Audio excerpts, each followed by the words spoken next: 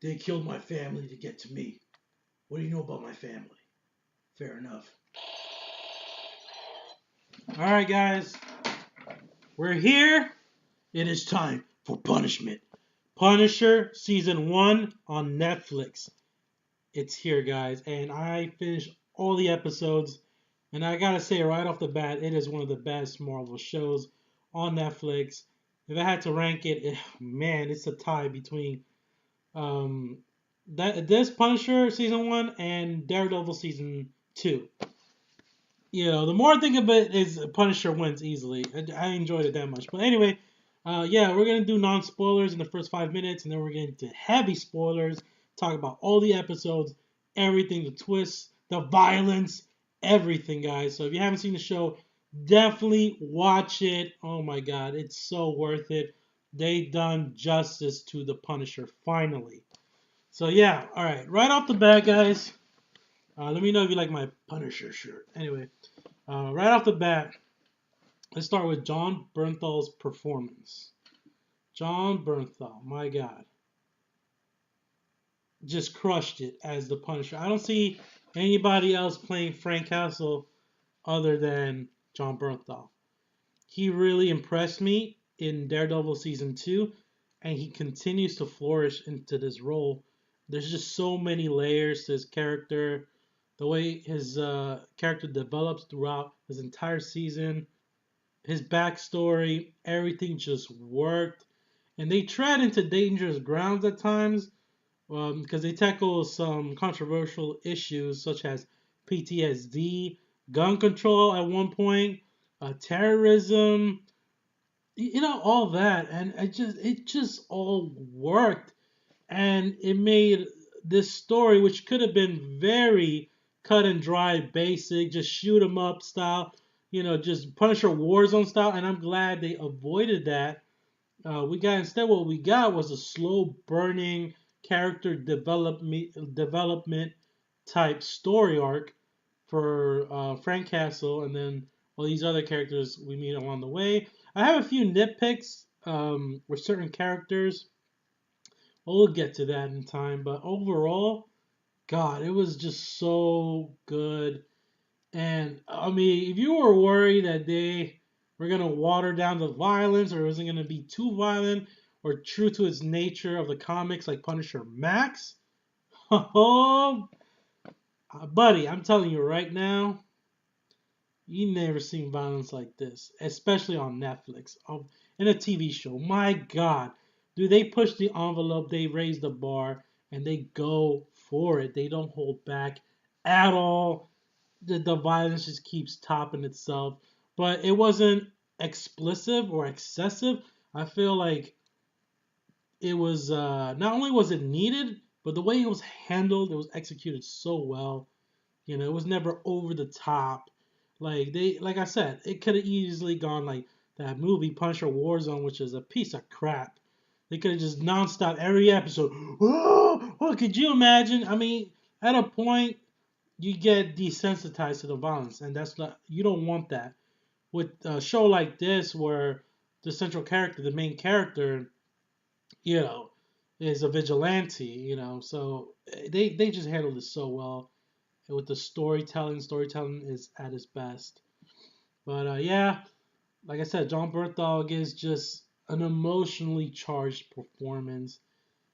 Man, there are moments of subtlety, and just when he like reflects on his past, and just my God, he just can he Jon Bernthal could convey like anger, sadness, like he just conveys so many layers, and I really loved it. I mean, it was not one note, it was not one dimensional. He's just not some mindless, rampaging, killing machine like a fucking T-1000 with no emotion.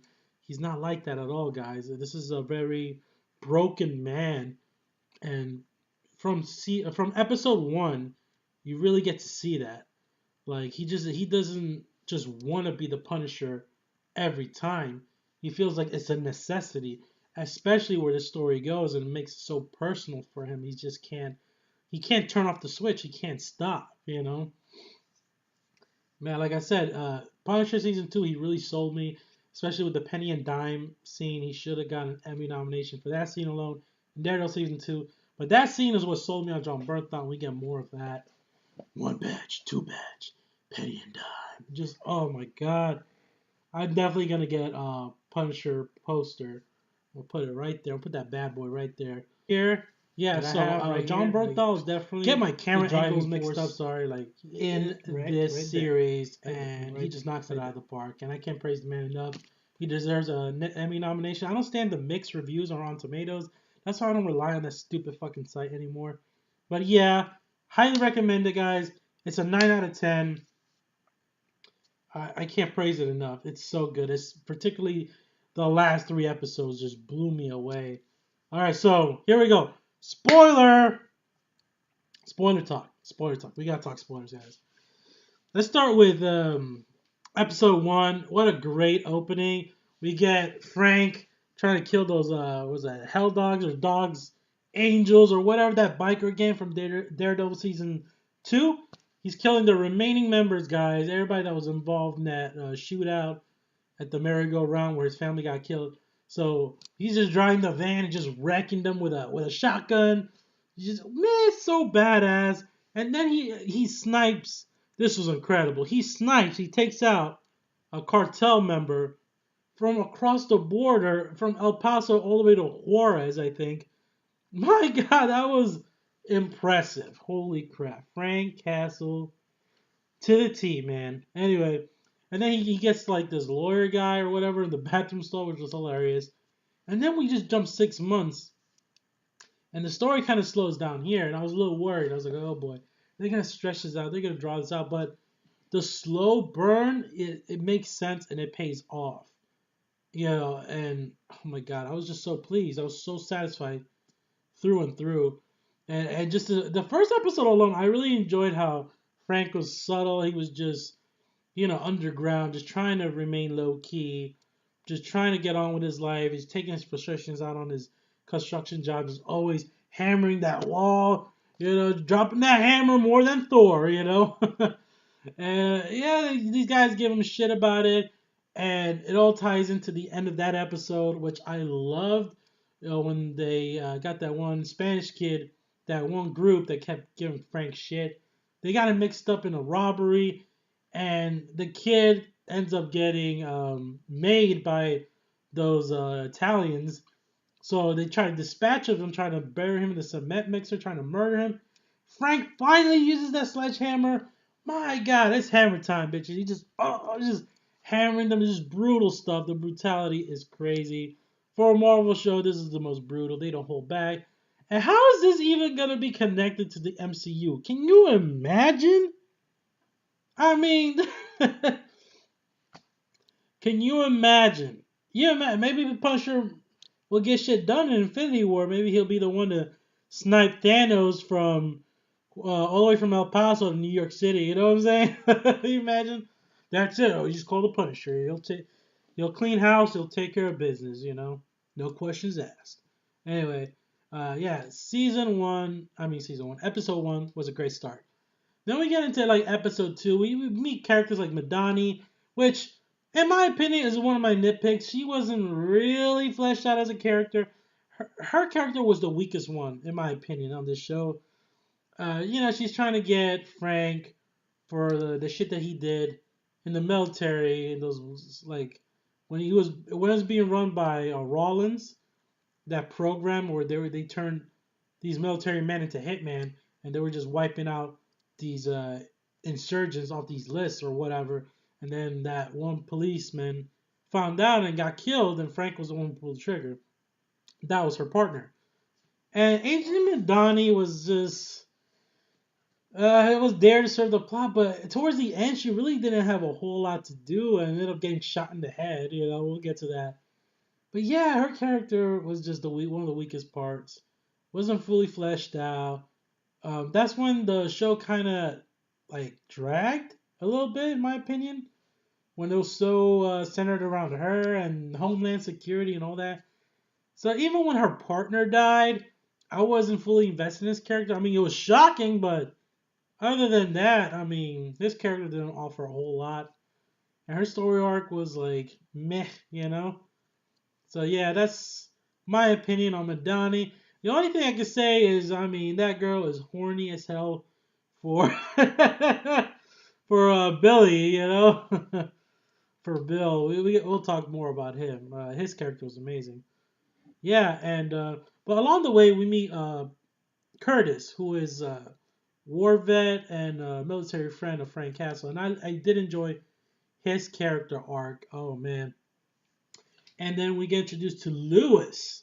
Lewis was interesting character. The way he was like the wild card of the season. Did not know where his character was going, and I think he served the plot well in a way. Like it just heightened the tension. Like oh my god, brought Frank Castle had to reemerge. Because he basically went full blown terrorist. And man, just the scenes with could also the actor, the scenes with him where he accidentally almost shoots his dad was gripping, man. It was like the PTSD portion of this episode was handled well. I really like that. I really like those group sessions with Curtis and the war vets sharing their stories. You had that one guy, the one NRA guy who's so cliche, that was very gun pro. It was like, oh, come on, kid, let's join the NRA, blah blah blah, and then the kid ends up stabbing that guy. That's when he really loses his shit. But yeah, what Karen is here, but she doesn't really serve the plot as well. I feel like her character was shoehorned in. Karen Page, as we all know from Daredevil season 2.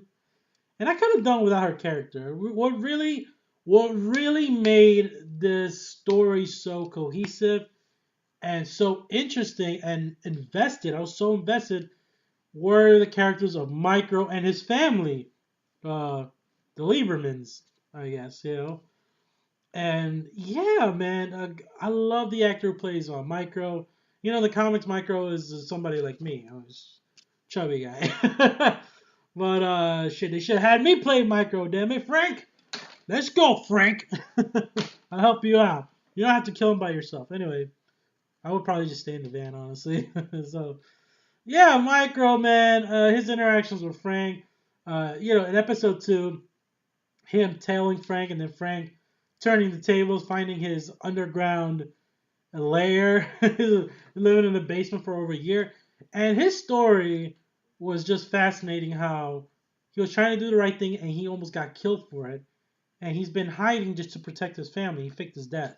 And he's been watching them. He set up all these cameras like a reality show in the Lieberman's house so he can see his wife, his daughter, and his punk ass son. I say that because, oh my god, that's another thing. Micro's son, what a little piece of work. What a little poo poo head he is. This freaking little run straight up clocked his sister in the face. Like what happened to? Okay, you tattletale on me. I break your Barbie dolls. I'll shove you. I'll ball up a paper ball, throw it across your head. No, what we get is this dude straight up jabbing. I just like was so caught off guard with that. He just straight up, you know, on his sister. I was like, what the? Frank, you better get in there and teach this boy some manners. That was my son. Forget it. He'd been grounded for a year. Anyway, moving on from that. um, yeah, I like Frank's interaction with the family. He pretends like he got hit on accident by Micro's wife. Fantastic actress, Jamie Ray Newman, I believe her name is. And yeah, the interactions were just great. You got him coming over, Micro watching, being all nervous, like Frank, oh, you better not hit on my wife, Frank. You stop that right now. You put those pants back up. You put your pants back up. Well, that didn't happen. I want to say like John Bertha. Come on, the dude is a stud. Wouldn't you be nervous? I'd be nervous as fuck. Him visiting my wife and kids. Like especially Shane. He played Shane. Remember Shane the Walking Dead? What did he do? He boned Rick's wife. He didn't give no F's. Like, let me tell you something, man. Let me tell you something, Rick. I'm the big man right here. I'll take care of this family, Rick. All right, all right. You go on your way now. I'll take care of this family. That was the worst Shane impression. I'm sorry. Anyway, I really enjoyed John in that role, John Berthon in that role. Anyway, but yeah, I love the interactions with the family. It worked for the story. It made it so interesting. Um, the payoff, Micro's character story arc, it paid off when he got reunited. Was a great scene when he got reunited with his family. Yeah, so that was great to watch. My God, and then these episodes, episode 3. I'll find the name of the episode, but if you give me a minute. But anyway, episode 3 was a standout. When we got that killing spree sequence, a flashback when uh, Frank was, he was in the military, and this operation, this mission just went haywire. It really blew up in their face, all because of Mr. Orange, which is weird to say because I think of Reservoir Dogs and anybody's name Mr. Orange, Mr. Brown, Mr. Blue, I'm gonna think Reservoir Dogs. Like, who the fuck named these characters? Quentin Tarantino has something to do with this script. I'm just saying. Anyway, Rollins. Sorry, Rollins. Anyway, I'm trying to look for the episode name. Just roll with it, guys. Kandahar. Kandahar was a standout episode. It was episode 3, guys.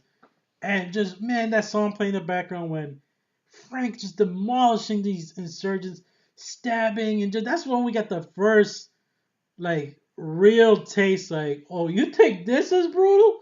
Wait till we get to the last 3 episodes, like, oh my God, true. It reminded me of that one comic book series, the Punisher Reborn in Punisher Max or something like that, where they go back into his military past, and I really, really like that. They really nailed it with that. And then of course Frank taking out Rollins' eye, which made it so personal towards the end when they had the confrontation. So then we get to episodes 4 and 5, which were solid. In episode 4, Madani has that Fast and Furious speed chase with Frank, which is so interesting. And Micro ends up crashing into her, and she finds out Frank is alive. In episode 5, titled Gunner, was a standout action sequence in the woods. Frank really utilizing his survival skills. It was very Rambo-esque, and him getting shot with the arrow. And that's another thing. My God, Frank Castle has like Wolverine healing abilities because he gets shot with an arrow. He gets shot in the head. He gets shot like his ribs are broken. He has a collapsed lung. He took a 50 in the anus. And this man keeps on trucking. Holy shit. This man must have the Wolverine healing factor. Or, this man's just blessed. Because there were so many close calls. I mean, so many. My God. I hope they kind of toned that down in season 2. Because it was kind of taken away from the believability factor. Like, the sense of reality was slowly diminishing every time Frank survived, like a stab in the gut or gunshot to the chest, or you know what I'm saying? Like, man, Frank got hammered pretty badly throughout this entire season. Surprised he made it, but he's the fucking Punisher. He just keeps on trucking, Anyway, so episode 6 is where the momentum kind of starts dying down, in my opinion. Episode 6, I can't even remember what episode 6 was about. Yeah, I think it had a lot to do with Homeland Security stuff, and Madani, all that, and Frank, flirting with Micro's wife with the wine, and shit like that, which is okay. And episode 7 was a real drag.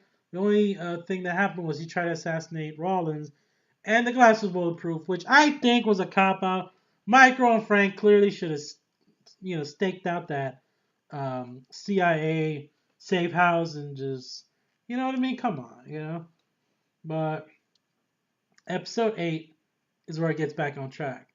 Because episode 6 actually has some interesting development to the story.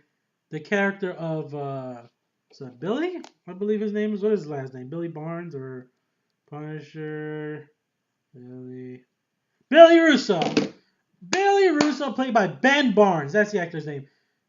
My God, this actor was incredible. Very sociopathic.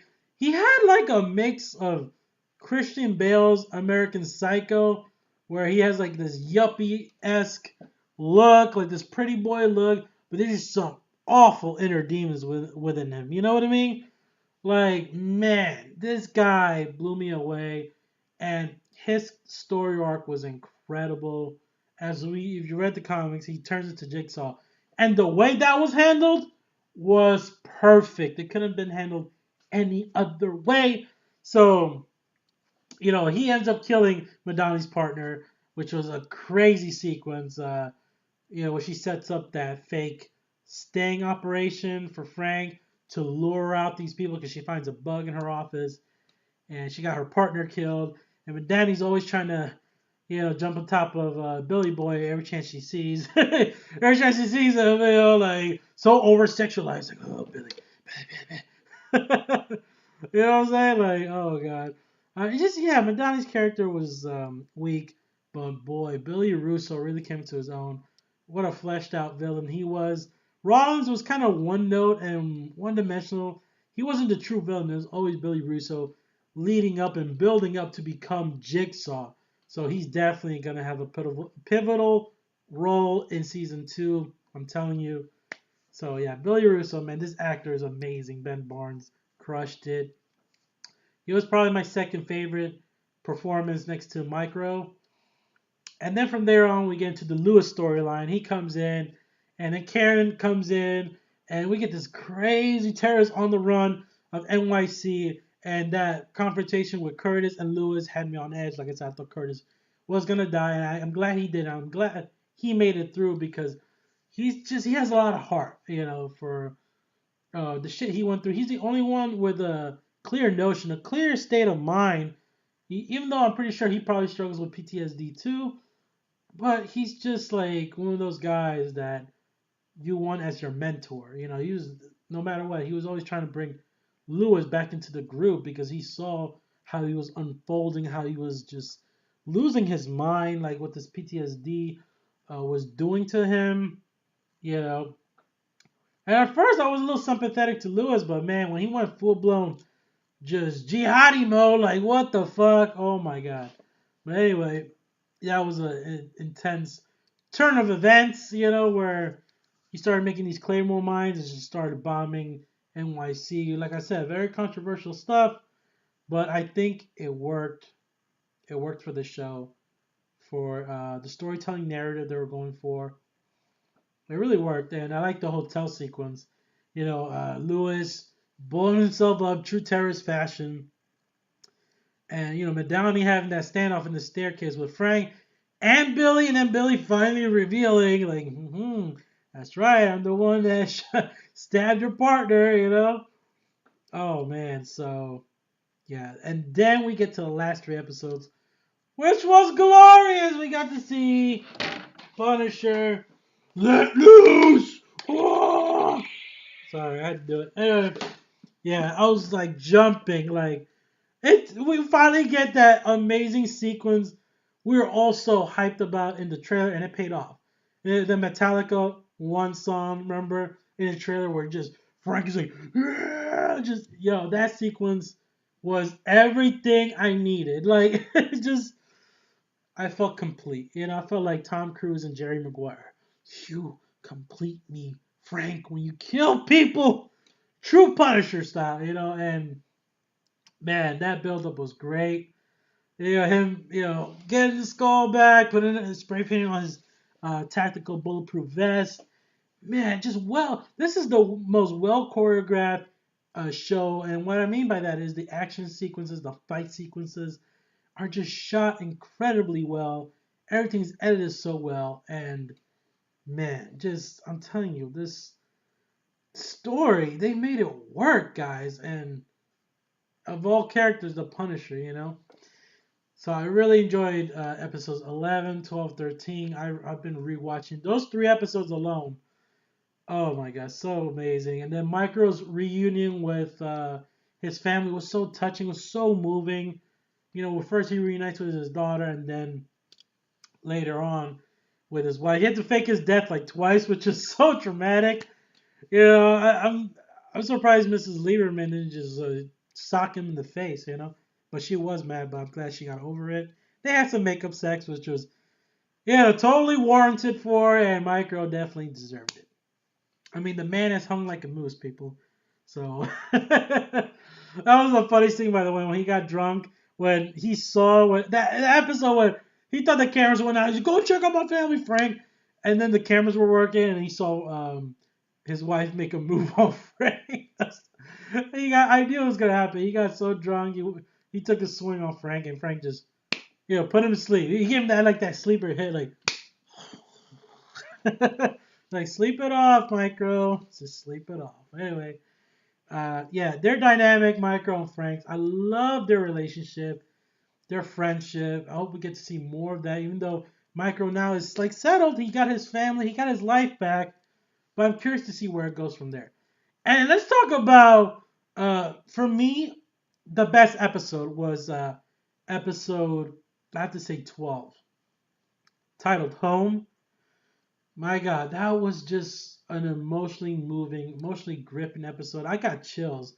The sequence where Rollins was just beating to death. He was beating Frank to a bloody pulp. Frank was just taking it. My God. And what the fuck kind of gloves were that, by the way? Like, did he put adamantium in these damn gloves? Because he's like, these are these special kind of gloves. And he just, like, bitch slapped Frank, like, tapped him on the cheek, and Frank lost his tooth. I was like, holy shit! Imagine having those gloves. Oh my God. Imagine a boxer having those gloves. Oh. Do some damage. I think I know what kind of material it is. I think it's like, I don't know. It's just some kind of like that strong leathery material. I don't know.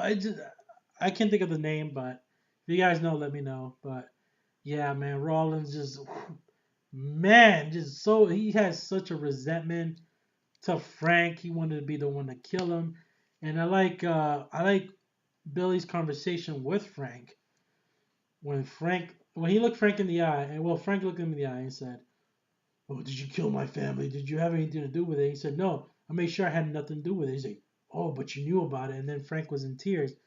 And then, after this episode, we get that flashback where we saw, damn, Billy freaking Russo, just a Judas, man. God, that's what makes him such a great villain, is that personal relationship. Because he was in was it Kandahar with Punisher, with Frank. I'm sorry.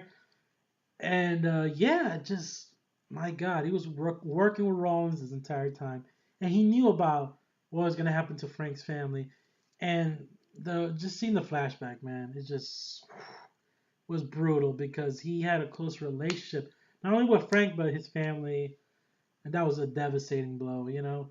So man, then we get that insane murder, just seeing where Billy he's fed up with Rollins' bullshit because Rollins just spouting some bullshit, like, oh, you're just a grunch, blah blah blah blah blah, blah this bullshit, and then he lets the animal loose, and I like Frank's decision where he's in this like dream state where he's like crossing over. I like how they shot that.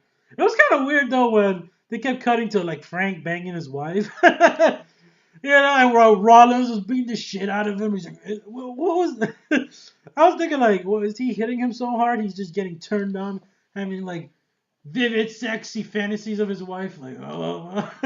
So I thought that was kind of weird, interesting story choice, but it still worked. It was still emotional.